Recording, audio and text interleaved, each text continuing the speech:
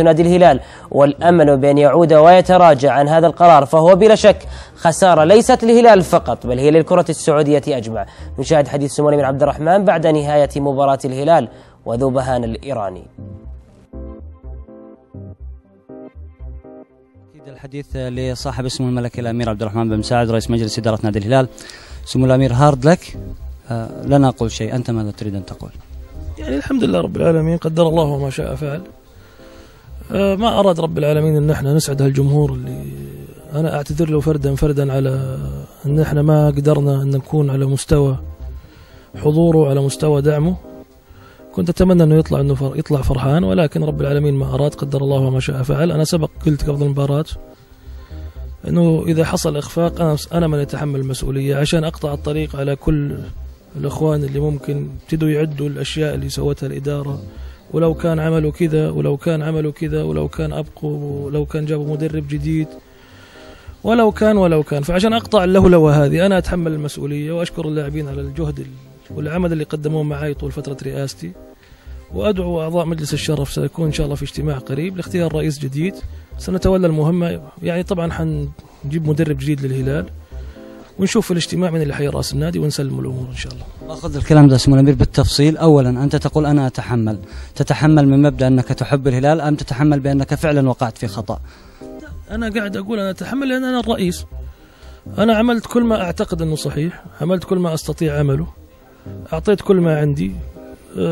النتائج ما جاءت كما أريد ويريد جماهير الهلال. هي ليست مسألة بطولة. أنا حتى الدافع عندي أصبح ما هو دافع كبير، أني أنا ما عاد عندي نفس الدافع أن أنا أقدم شيء، لأنه مثل ما قلت لك إحنا اتخذنا قرارات وربطناها بالنتائج، والجماهير يعني ما يمكن ما يرضيها إلا النتائج. يعني أنا محزنني كثير الجمهور اللي خرج اليوم، فأقل شيء الواحد يسويه علشان يحترم حزن الجماهير هذا إنه يقدم استقالته. أنت تستقيل سمو الأمير، وبنفس الوقت نقول أنها مثلا آخر مباراة ستكون لجيرس أم سيبقى حتى نهاية عقده؟ طبعا احنا ما أقول أنا يعني ندعو أعضاء الشرف وندعو رئيس مجلس إدارة، مو معناها أننا بترك النادي بكرة. لن نترك النادي إلى ما يصير في رئيس جديد، ولين ما الأمور تصبح يعني واضحة. يعني سنسلم النادي اللي بعدنا إن شاء الله بأحسن صورة نستطيع أن نسلم إياها فيه. جيرس إذن يقفل الموضوع أنه تتحدى رايح المغرب يوم 15 أصلا، وإحنا أساسا كنا ندرك هذا قبل. يعني كنا نعرف أنه فرص بقائه ليست كبيرة بعد 15، ولكن ما كنا نقدر نقول هذا بصراحة قبل البطولة عشان نعطي اللاعبين انطباع أنه هو باقي.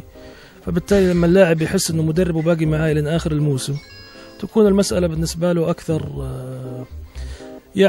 أكثر حرصا في الأداء.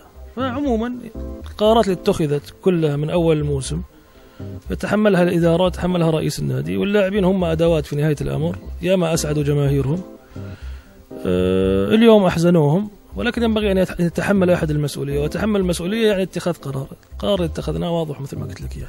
زميل الأمير، الجمهور لديه عاطفة. اليوم هناك خطأ من لاعب دائما ما تتغنى فيه الجماهير، وهو لاعب مدافع وكابتن للفريق. ماذا تقول لهم لمن يقول ويحمل أسامة هوساوي أنه هو سبب الخروج من دوري أبطال آسيا؟ بالتأكيد ستكون موجودة عند أبسط المشجعين سمو الأمير هذه العبارة. سبب الخروج المباراة اللي فاتت ما هي هذه. احنا لو كنا المباراة اللي فاتت سجلنا وكنا 1-1 ما كان لعبنا تحت الضغط اللي لعبنا فيه. أنا سبق قلت المباراة صعبة والفريق الإيراني يتكتل ويلعب على المرتدة، وقد كان المدرب وجد نفسه في حرج من أنه انتهت 0-0 وكان صعب أن احنا نسجل بالوضع اللي كان فيه في الشوط الأول. اضطر أنه يخاطر يطلع الفريدي اللي كان معاه كرت ويلعب والهمسون اللي كان محتفظ فيه كورقة رابحة، وكان يأمل أنه يسجل في الشوط الأول ويستفيد من المرتدات. ما حصل العكس. ارتكب ليونغ